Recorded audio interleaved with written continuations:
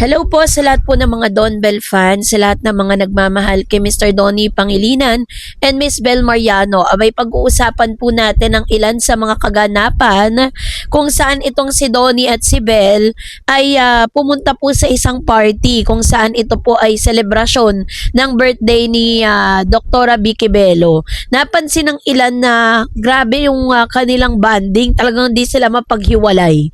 No? At of course, pag-uusapan din po natin ang ilan sa mga interview ni Miss Bel. Inamin niya dito kung ano yung hirap na naranasan niya nung nag-decide ang ABS-CBN na sila po ay paghiwalayin pansamantala.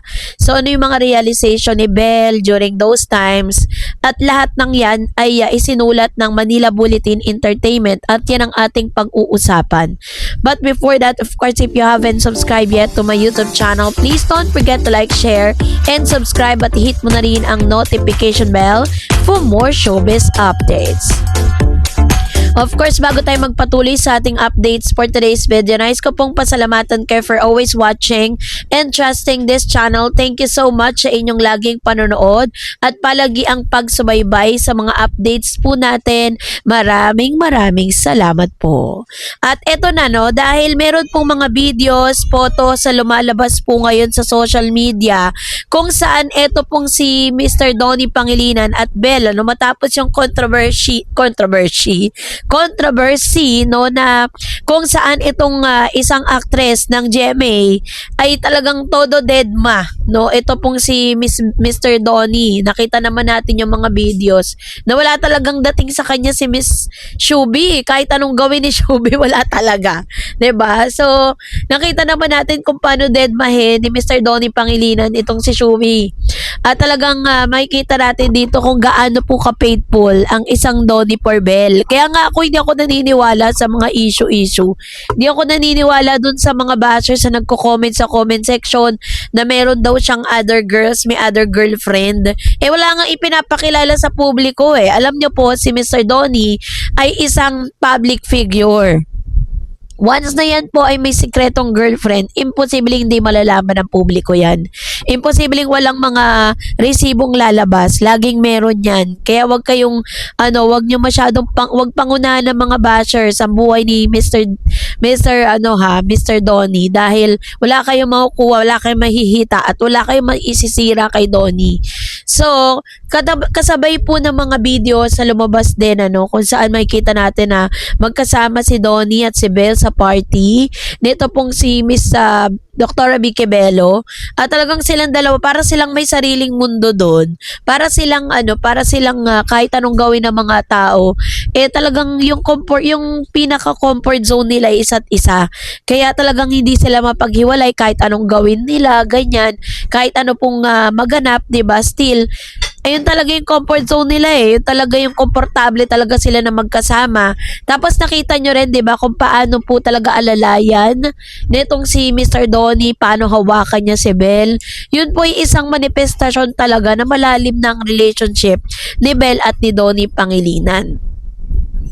Kaya naman dun po sa kanyang interview dito po sa Manila Bulletin, kung saan si Bel Mariano ay shinare niya yung kanyang perspective on working outside love team. It was published last March 17, 2026 by Manila Bulletin Entertainment. Sabi ng balita, kapamilya actress and singer Bel Mariano revealed that working without her on-screen partner Donnie Pangilinan provided a much-needed breather for them. During an interview on the ABS-CBN News YouTube show, Oh My God, Bel mentioned that she felt anxious working solo in her recent project. Sinabi niya na talagang natakot siya, parang medyo kinabahan, 'di ba? Kasi for the longest time si Mr. Donnie talaga yung kasama niya. At si Donnie po talaga, kumbaga dito talaga nakilala ng gusto si Bel eh. 'Di ba dati parang may collab team siya, pero hindi naman ganun kaingay yung pangalan niya. Pero nung na-match po sila ng ABS-CBN, na silang dalawa, si Donnie at si Bel, gumawa ng mga projects, diba? That's the time na talagang nakilala siya ng gusto eh. Nagkaroon siya ng more projects, nagkaroon siya ng maraming mga ganap sa buhay na talagang ikinatuwa ni Miss Bel. So, kaya dahil doon, sunod-sunod yung mga projects nila, di ba? The actress also highlighted that working outside Don Bell helped them grow. Sinabi niya, natatakot siya, kinabahan siya, na hindi niya makasama si Mr. Donnie sa mga project niya. Pero inisip din niya na isa rin yun sa mga paraan para talagang mag-grow siya as individual, as an actress. Yung mga nakatrabaho naming artista outside of Don Bell, talagang ako, sobrang natuto ako. Like, kay Inay, kay Papa P, as in grabe talaga yung natutunan. The actors you work with outside Don Bell taught me so much, sabi niya.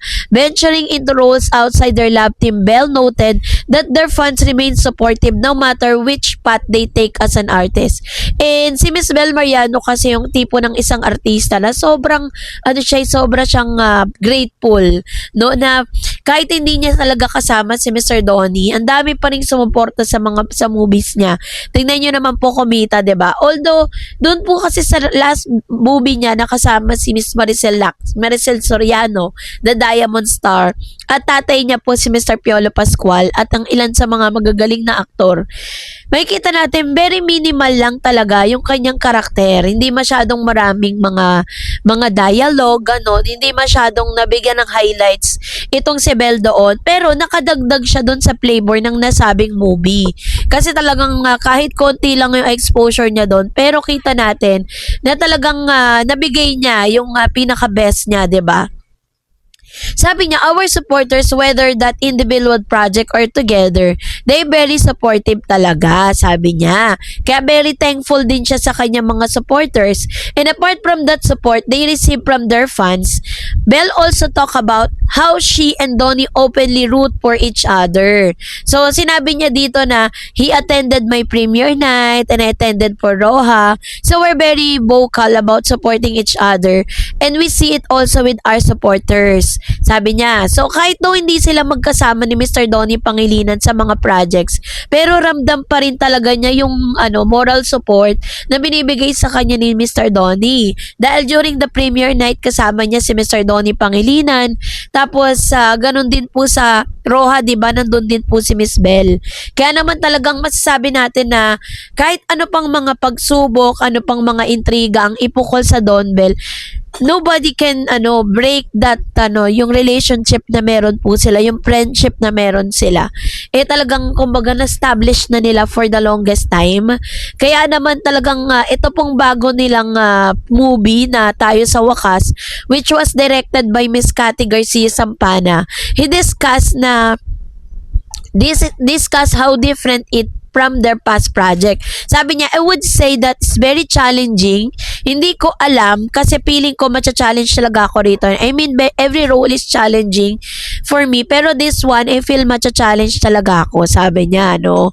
Kaya talagang nakaka-excite, diba, na manood ng kanilang proyekto for today. Kasi parang nag-level up na Parang nag-mature yung mga roles na kanilang gagampanan.